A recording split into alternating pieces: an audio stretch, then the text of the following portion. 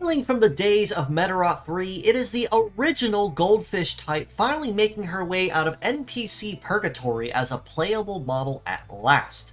It is GFS00 Goldfin, with a kit of serious repair, double charge repair, sea legs, and the leg ability of Charm, which grants a damage reduction when taking damage from enemies of the opposite gender.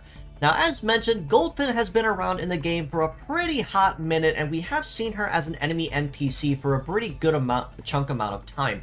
But it's finally at long last that she's breaking free of the enemy NPC purgatory as a model that's not only available to players at long last, but also is a spotlight model, which means that she will be available basically any time once she does go live in the banners at time of recording. Serious repair on the head part is a more potent version of the basic repair skill that heals a very significant amount of HP to an ally's single part and will carry to other parts if it fully caps out healing that part. So if you have a part that is nearly close to broken, this will be a very good way to not only restore it all the way up back to full, if not close to, but if you do manage to overfill that healing gauge, you do get a little bit extra of a bonus on another damaged part. This will be a really good way to make sure that you can keep your HP up as long as possible and keep yourself healthy as long as you remain on the field. Charge repair on both arms does the same thing with healing skills, but just a little bit differently. Compared to most other forms of healing, repair, field repair, or even super serious repair like this, charge repair instead draws its efficacy from the user's charge gauge. So the more Metaforce charge that Goldfin herself has stored away, the more efficient her healing gets over time. So while this skill is something you may not be able to use on turn 1 or 2 immediately, this is something that you'll be able to use a little later into the fight to help keep you alive as often as possible, especially because the more charge that Goldfin has, the more potent and the more efficient that her healing gets between both arms. Sea legs means that she'll have fairly decent coverage across most terrains, but when it comes to speed, she really will not be in that department overall. So terrain will be there, probably a little less rounded than a little better rounded than say flight legs, but when it comes to speed, flight legs and most other leg types will still have her beat. However, with a mobility of 654, she's honestly not too shabby in the speed department as far as mobility is concerned with sea legs. So not too shabby there, but don't expect her to be the fastest on the field anyway. However, being a sea leg does mean that she does tend to have a little more of an emphasis on having a high base and a high natural evade.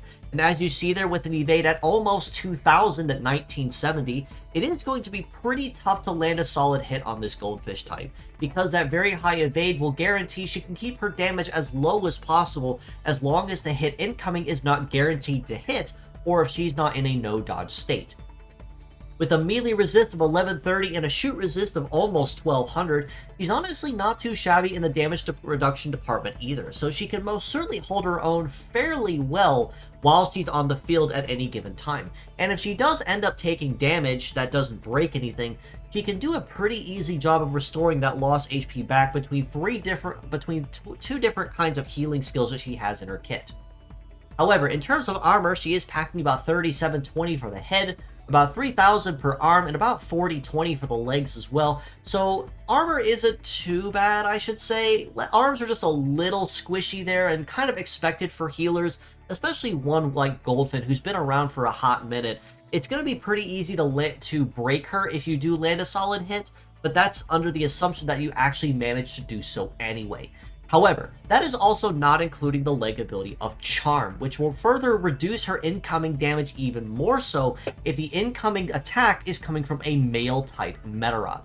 So that means that while her already pretty solid damage reduction is going to be beneficial to her, it's going to be even more so efficient if anyone fighting her is a male type. So it means it's going to be pretty tough for your all-males team or even your hybrid team to be able to take her down quickly, because she is going to be moderately tanky to them specifically. Now, if it's female to female, well, you can kind of go nuts there because her armor will be kind of average and you really don't have to worry about Charm getting in your way. All this being said, though, as a pure set score, I honestly have to rate Goldfin a kind of lower middle of the road kind of 5 out of 10. primarily for the fact that healing is basically all she does, and if there's really nothing to heal, she's just kind of there. Plus, in addition to this, Charge Repair doesn't tie on efficacy of the metal much like Repair or even Serious Repair might, so it's something that you can't use immediately and will require at least 1 to 2 turns to charge Metaforce before it actually even becomes that potent. Whereas with Serious Repair, while it is more potent and you can use it readily, you only get 3 uses of it. So once you run out of that, you're kind of out of luck unless you've been stockpiling some Metaforce charge on the side.